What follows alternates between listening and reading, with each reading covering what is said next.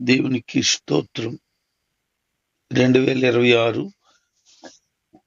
ఫిబ్రవరి 28వ తేదీ నేటి వాక్య ధ్యానం కొరకు 1 కొరింథీ 15వ అధ్యాయం.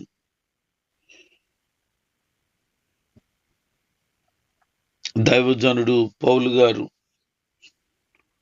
దేవుని చేత రాజ్య సువార్త ప్రకటించుట కొరకై ఎన్నుకోబడినప్పుడు అనేక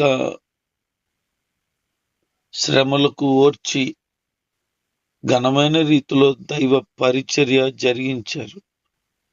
ఆ పరిచర్యలో తను ఏమై ఉన్నాడో కొరింథీ సంఘానికి చెబుతూ ఉన్నాడు.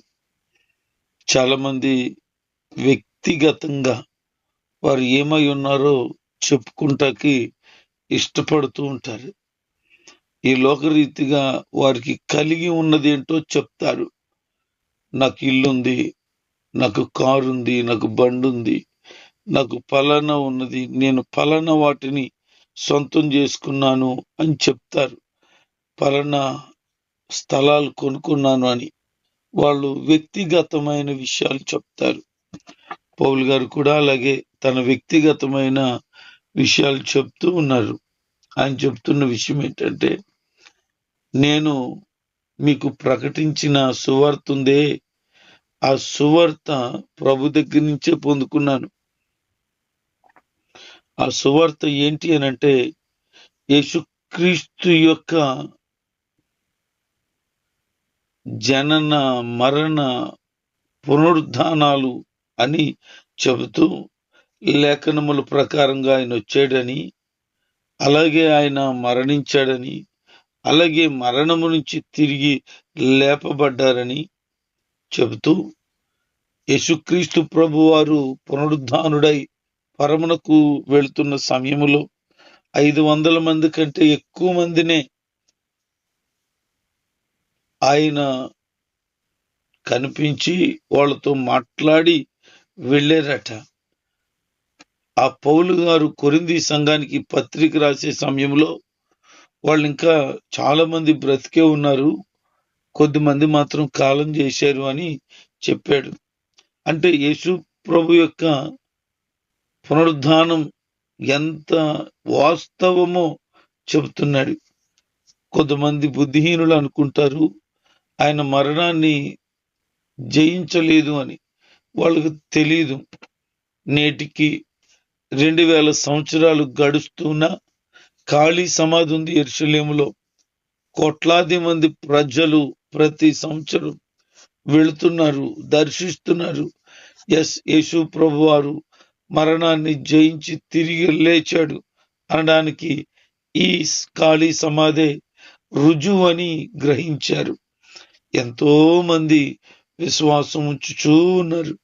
నేటికి ప్రపంచవ్యాప్తంగా అత్యధికమైన సంఖ్యలో క్రీస్తుని నమ్మి అనుసరిస్తున్న వారు ఉన్నారు.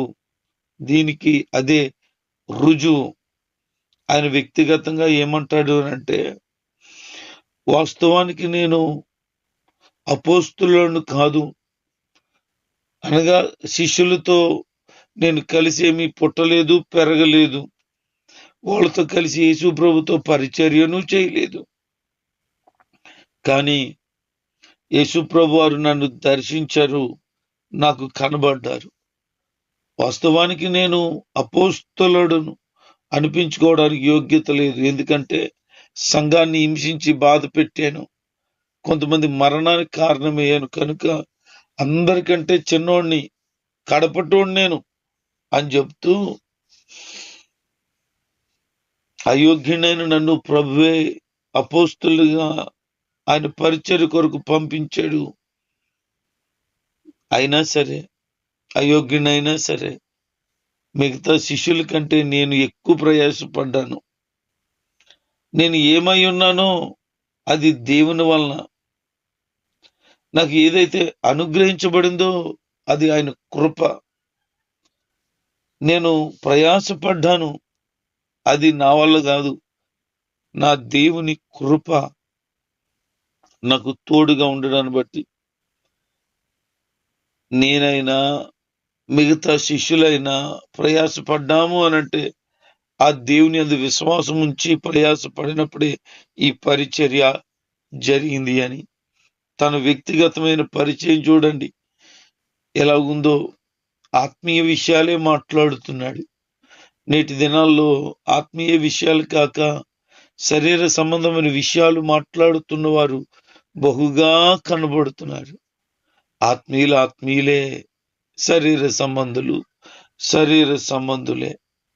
యేసుక్రీస్తు ప్రభువారు మరణము నుండి లేపబడ్డాడని,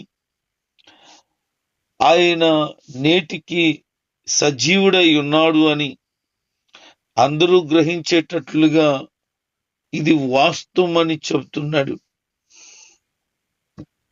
ఆయన గురించి మేము సాక్షులుగా ఉన్నాం. ఆయన గురించి ప్రపంచానికి పరిచయం చేశాం అంటూ ఎవరైనా గనక యేసుక్రీస్తుని రక్షకుడిగా అంగీకరించి ఉంటే వారు కూడా మరణము నుంచి పునరుద్ధానపు అనుభవంలో ఉంటారు.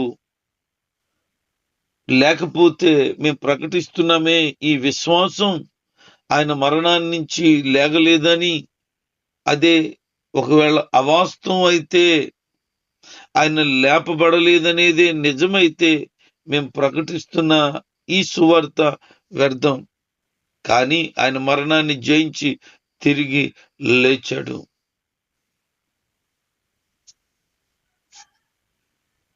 చాలా మంది ఈ భూమి మీద బ్రతుకుతున్న 60, 70, బహుశా 80 సంవత్సరాల ఆయుష్కాలం కోసం తెగ ఆరాట పడిపోతూ సంపాదించే వాళ్ళు ఎంతమందో, పోగేసుకున్న వాళ్ళు ఎంతమందో, దాచుకున్న వాళ్ళు ఎంతమందో, దోచుకున్న వాళ్ళు ఎంతమందో. కానీ ఈ ఈ జీవిత కాలం మట్టుకే గనక బ్రతికితే ఆ బ్రతుకు వ్యర్థం. ఎందుకంటే గట్టిగా బతికితే 60, 70, 80 సంవత్సరాల ఈ బ్రతుకు కోసం తెగ ఆరాట పడిపోతున్నవే. దీనికోసమే నువ్వు బ్రతికితే వ్యర్థం. ప్రభు యొక్క రాకడుంది. ఆ రాకడలో ఎత్తబడుట కొరకు నిరీక్షణ కలిగి ఉండకపోతే, ఈ భూ సంబంధమైన ఈ జీవితం కొరకు, ఈ శరీర బ్రతుకు కొరకే బ్రతికితే, ఆయన అంటున్నాడు అంతకంటే దౌర్భాగ్యం మరి ఇంకేమీ లేదు అని. మరణించిన వారిలో యేసు ప్రభు వారు ప్రథమ ఫలముగా లేపబడ్డారు. మనుషుని ద్వారా మరణం వచ్చింది, అనగా ఆదాము వల్ల పాపం మరణం వచ్చింది. కానీ కడపటి ఆదాము అయిన యేసుక్రీస్తు వలన మనకు పునరుద్ధానం కలిగింది. మనం బ్రతుకుతున్నాము అంటే యేసుక్రీస్తు పునరుద్ధానపు శక్తి వలన.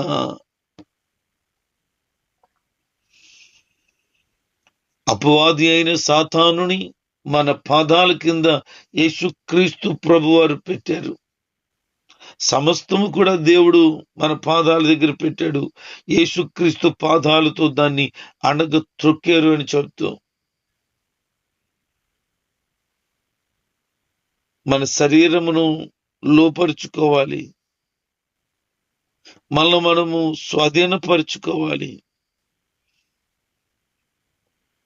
యేసుక్రీస్తు ప్రభు వారి యొక్క స్వారూప్యంలోనికి మనము మలచబడాలి.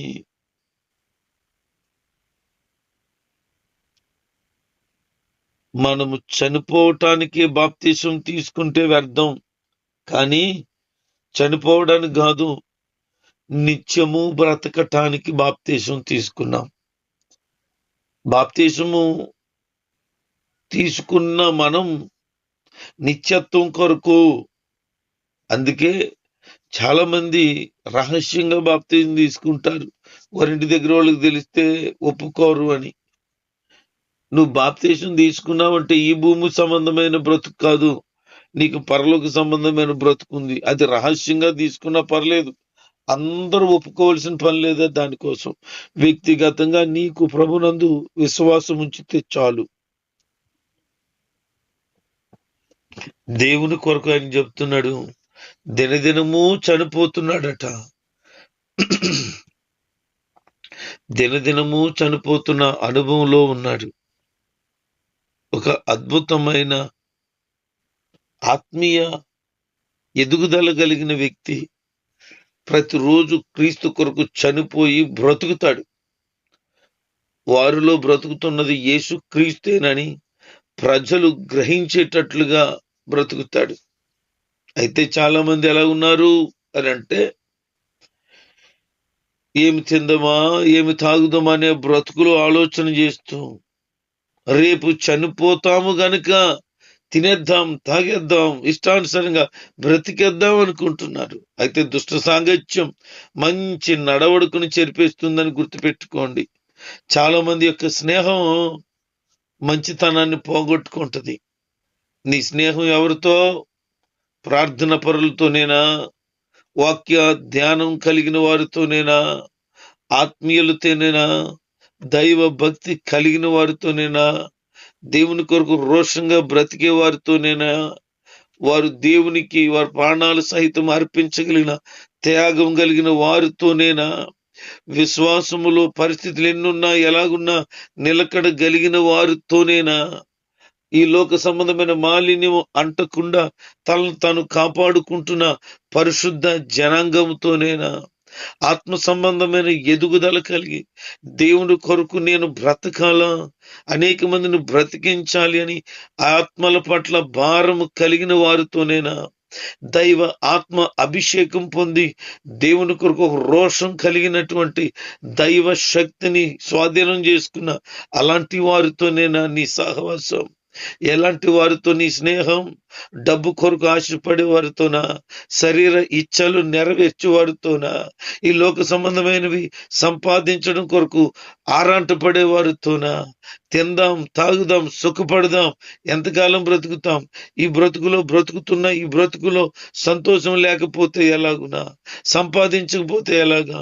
పోగేయకపోతే ఎలాగా? 10 మందిలో పేరు లేకపోతే ఎలాగా? మన బడ అంటే ఏంటో తెలియకపోతే ఎలాగా? మన రేంజ్ ప్రజలకు చూపిద్దాము. ఇలాంటి వారితో నీ స్నేహమా? ఎలాంటి వారితో నీ స్నేహం? పరలోకం ఉంది, పరలోకం నేను వెళ్ళాలా, ప్రభుత్వం నేను ఉండాలా, ఆయన కుడి పానుషం ముందు కూర్చుండాలా, నా కొరకు ఆయన జీవ కిరీటం, నా కొరకు మహిమ, నా కొరకు జీవవృక్ష ఫలం, నా కొరకు శ్రేష్టమైన బంగారపు వీధులు, నా కొరకు పరలోకములో సుందరమైన భవంతులు ఉన్నాయి అని పరలోక సంబంధమైన వాటి మీద మనసు పెట్టువారితో నన్ను స్నేహం లేదు లేదు లేదు. అనుభవించకపోతే కుదరదు. కొద్ది కాలమే బ్రతుకుతాం, తిందాం, తాగుదాం, అనుభవిద్దాం, ఎంజాయ్ చేద్దాం అనే వారితో నీ స్నేహం అయితే జాగ్రత్త, మోసపోతున్నావు, పూర్తిగా నాశనమైపోతావు, పరలోకాన్ని పోగొట్టుకుంటావు, దైవ సౌందర్యమును కోల్పోతావు, క్రీస్తు కలిగినటువంటి ఆ మనసును పోగొట్టుకుంటావు. ఎట్టి పరిస్థితుల్లో లోకాన్ని స్నేహించకండి, లోక సంబంధమైన వాటిని ఆశించకండి, దుష్ట సాంగత్యం చేయకండి, చెడ్డవారితో సహవాసాన్ని కలిగి ఉండకండి.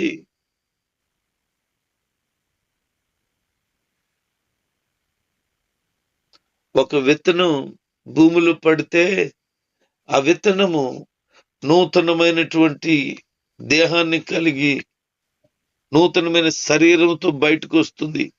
అలాగే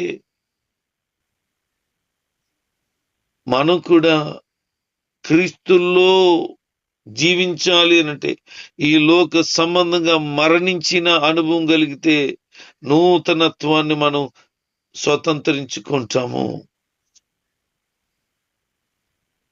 ఈ సూర్యుడు, చంద్రుడు, నక్షత్రాల యొక్క మహిమ వేరు అని, జంతువు కాని, పక్షి గాని, మృగం గాని వాటి యొక్క మాంసముల రీతి వేరని, మన శరీరము మృతుల పునరుద్ధానం పొందుటట్లుగా, అక్షయతను సంపాదించుకోగలిగినట్లుగా, క్షయమైన వారిగా మనం విత్తబడాలి. బలహీనులుగా విత్తబడితే బలమైన వారిగా లేపబడతాం. ప్రకృతి సంబంధమైన వారిగా ఈ లోకంలో చనిపోతే ఆత్మ సంబంధమైన వారిగా బ్రతుకుతాం. శరీర సంబంధులుగా చనిపోతే ఆత్మ సంబంధులుగా బ్రతుకుతాం. అలాగ బ్రతుకుట కొరకై మనల్ని దేవుడు ఆత్మ సంబంధమైనటువంటి వారిగా ముద్రీకరించి ఉన్నాడు. ఈ భూ సంబంధంగా పుట్టింది మట్టి అయితే, మట్టి శరీరం అయితే, ఆత్మ సంబంధంగా పుట్టినది దైవ ఆత్మ మనలో ఉన్నది. అందుకే శరీరం మట్టి గనుక మట్టిలోకి పోతుంది, ఆత్మ దేవుడి దగ్గర వచ్చింది కనుక ఆ దేవుని దగ్గరికి వెళ్ళిపోతుంది. అందుకని మనం ఏం చేయగలగాలంటే ఆత్మ సంబంధమైన వాటి కొరకే ఆరాటపడాలి. శరీరాన్ని సుఖపెట్టడం, శరీరాన్ని సంతోషపెట్టడం, శరీరాన్ని కోరికలతో నింపుకోవడం కాదు. ఆత్మ కొరకైనటువంటి ఆసక్తి కలిగిన వారిగా ఉండాలా. దేవుని రాజ్యం ఈ శరీరం స్వతంత్రించుకోదట. దేవుని రాజ్యం ఆత్మ స్వాధీనపరచుకోబోతుంది. కానీ మట్టిలోనికి పెట్టబడిన ఈ దేహమే మహిమగా మార్చబడి లేపబడుతుంది తప్ప మట్టి మట్టిగా లేపబడదు. ముఖానికి ఎన్నో రాశావు, ఒంటికి ఎన్నో పూసావు, ఇదంతా కూడా కేవలము మట్టికి చేస్తున్నావు. నువ్వు మట్టికి సబ్బులు ఎన్ని రాసేవో, రకరకాల సబ్బులు వాడావు. మట్టికి ఎన్ని క్రీములు రాసేవో, రకరకాల క్రీములు రాసేవు. సౌందర్యం అనుకున్నావు. ఇది శరీరానికి చేసావు ఇదంతా కూడా. కానీ ఆత్మకి ఏం చేశావు? మోకాళ్ళ ప్రార్థన ఉందా? కన్నీళ్ళ అనుభవం ఉందా? వాక్య ధ్యానం ఉందా? దైవ సన్నిధిలో పరిచర్య అనుభవం ఉందా? ఆత్మను పోషించటానికి, ఆత్మను బలపరచడానికి కడుపు మార్చేవా? ఉపవాసాలతో జాగరములతో గడిపిన భక్తుల అనుభవాలను కలిగి ఉన్నావా? ఎప్పుడు కూడా ఇదిగో భూమి మీద ఉన్న వాటి కొరకే ఆలోచన చేస్తూ బ్రతుకుతున్నావు. అబ్రహాము గురించి లేఖనాలు ఇలా ఘోషిస్తున్నాయి. ఆయన గుడారములలో నివసించెను. కారణం ఏంటి అంటే ఆ పునాదులు కలిగిన పట్టణము కొరకై ఎదురు చూచుచు 175 సంవత్సరాలు బ్రతికిన అబ్రహాం ఈ భూ సంబంధమైన వాటి కొరకు కాక పరలోక సంబంధమైన వాటి కొరకు ఆశపడి ఎదురు చూస్తూ గుడారాల్లోనే బ్రతికేడట. ఏమి గొప్ప విశ్వాస వీరుడు. మనం కూడా అలాగే ఎదురు చూస్తూ బ్రతకాల. రెప్పపాటులో మనలో మార్పు కలుగుతుంది. ప్రభు రాకడలో ఎత్తబడేవారిగా ఉండాల. ఒక్కసారి కడబూరం రోగగానే ఆ శబ్దం విన్న వారందరూ కూడా మార్పు నొంది నిత్యత్వానికి వెళ్ళిపోతాం. ఈ శరీరం అమర్త్యమైనది ధరించుకోవలసి ఉంది. క్షయమైపోయినది అక్షేతను ధరించుకోవలసి ఉంది. అప్పుడు మరణమును యేసుక్రీస్తు వారు మింగేశారని ఆ వాక్య లేఖనము నెరవేర్చబడుతూ విజయమందు మరణం మృంగివేయబడును అంటూ, ఓ మరణమా నీ ముల్లెక్కడా? ఓ మరణమా నీ విజయం ఎక్కడా?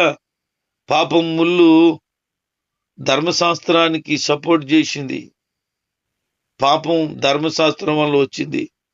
ఆ ధర్మశాస్త్ర సంబంధమైన పాపమును ఆయన కొట్టివేసి నెరవేర్చి పాపపు ముళ్ళును విరిచాడు.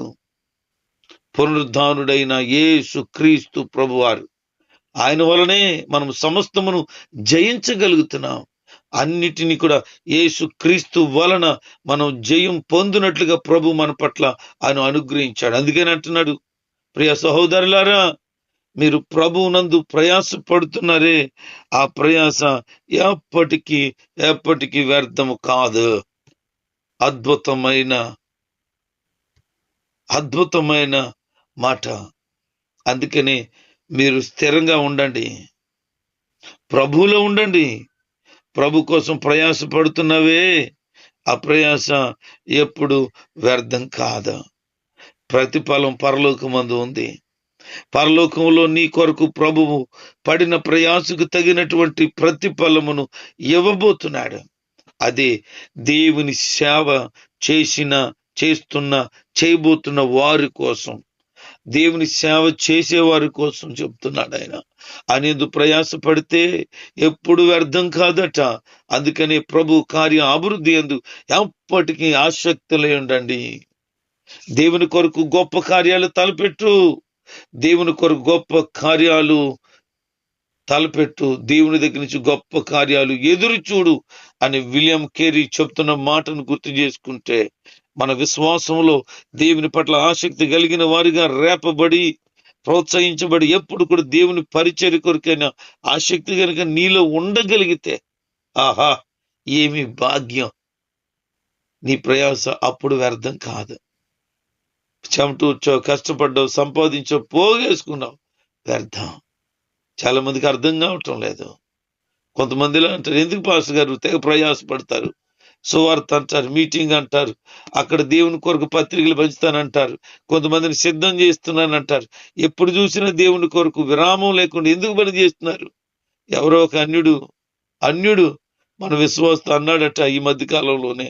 ఆయన నాతో చెప్పాడు ఈ వారంలో, ఆ పాస్టర్ గారు ఎందుకు ఎప్పుడు చూసినా సువార్తలని, మీటింగ్ అని, ఇలాగ ఎక్కడ చూసినా ఆయన పని కోసం అని ఎందుకు తెగ ఆరాట పడిపోతున్నారు? మిగతా వాళ్ళు లాగా ఉండరే, పోగేసుకోవట్లేదే, సంపాదించట్లేదేంటి? ఇలా ఎప్పుడు సువార్తలు అంటాడేటినా అని చెప్తున్నాడట అన్యుడు. నాకు తెలిసిందే, అతనికి తెలియదు పాపం. ప్రభు సేవ చేస్తే అది కదా పరలోకంలో ప్రతిఫలం. ఇక్కడ పోగేసుకున్నదంతా విడిచిపెడతా, పూసుకు పుల్లైన పట్టుకెళ్ళను కదా, పట్టుకెళ్ళలేని దానికోసం ఎందుకు వెంపర్లాడడం? ఈ భూ సంబంధంగా సంపాదించాలంటే ఇన్ని సంవత్సరాల సేవలు చాలా పోగేసేయాలి, చాలా దాచేసుకోవాలి. రూపాయి కాదు, పైసా అప్పు లేకుండా ఉండాలా, వేలాది రూపాయలు ఇతరులకు అప్పులు ఇవ్వగలుగుతూ ఉండాలా. కానీ ప్రభు కోసం అప్పులు ఇచ్చేవాడిగా కాదా? ప్రభు కోసం అవసరమైతే నేను అప్పైపోయిన వాడిగా, ఆయన కొరకు అండగా ఖర్చు అయిపోయిన వాడిగా ఉండాలనేదే ఆశ. శాశ్వతం కానీ లోకం కొరకు, శాశ్వతం కానీ దేహం కొరకు బ్రతకడం కాదు, శాశ్వతము నిత్యమైన నా యేసు క్రీస్తు కొరకు నేను బ్రతకాలనుకుంటున్నాను. అనేక మందిని ప్రభు కొరకు సంపాదించి ఆయన రాజ్యములో ఆయన మహిమను పొందుట కొరకు, ఆయన వలన మెప్పు పొందుట కొరకు నేను సిద్ధపడుతున్నాను. ఈ మాటలు వింటున్న బిడ్డలారా, మరి నువ్వు దేని కొరకు బ్రతుకుతున్నావు? దేని కొరకు బ్రతుకుతున్నావు? దేని కొరకు బ్రతుకుతున్నావు? నిన్ను నీవు దేవునికి అప్పగించుకో. ఆయన కొరకు బ్రతకడం ధన్యత. ఆయన కొరకు అనేక మందిని బ్రతికించడం ధన్యత. అటు విధంగా సాగుదాం. ప్రభు రాకడలో ఎత్తబడతామనే నిరీక్షణతో ముందుకు సాగుదాం. దేవుడి మాటలు మనం వింటున్న దీవించును గాక. ఆమేన్.